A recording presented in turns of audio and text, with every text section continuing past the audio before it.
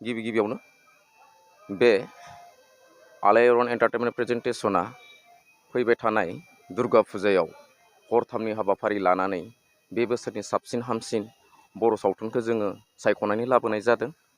ओंखायनो बै हरथामनि हाबाफारियाव जोंनि दिमाकुसि हालामनि रायजो राजा नोंथांमोनखौ खावलायहरनाय थाबाय, जाहाथे बयबो फैनानै बै 21 आरो 23 खालाराव बे समायना रमायना मेहेरगोनां बर' सावथुनखौ जोंनि दिन्थिफुंनायाव बयबो जोंखौ मदद खालामो। बर' रायजो राजाफोरा बे खौरांनि गेजेरजों फोरमायहरनाय जादों। बे बोसोरनिनो साबसिन हामसिन बर' सावथुनफोरा जोंहा लाबोनाय जाबाय। मुंफोरा जाहैदों जांख्रिथायनि थैसाम, आरो मोनसेया जाहैबाय मोसा, आरो मोनसेया जाहैबाय रोदा।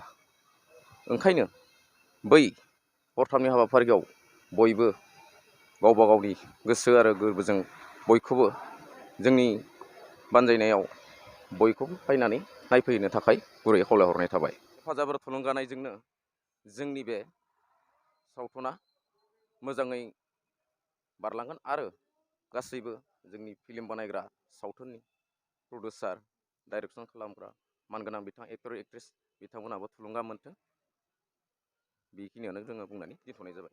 फोरमायनो लुगैबावदोंदि जोंहा बे हरथामनि हाबाफारियाव नोंथांमोननि टिकेटनि सुजुग आरो सुबिदाखौ जोङो बुंनानै होखासिगोन।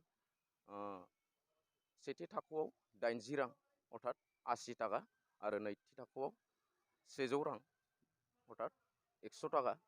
ओंखायनो गासै रायजो राजानि सुजुग आरो सुबिदाखौ नायनानै बेखिनि टिकेटनि बेसेनखौ खालामनाय जादों। जोंनिया जायगाया जाहैबाय दिमाकुसि हाथाइसालियावनो। बै हरथामनि हाबाफारियाव फैनानै बयबो आलो गोजोनै नायफैनो थाखाय रायजोफोरखौ खावलायहरनाय थाबाय। गोजोन्थों।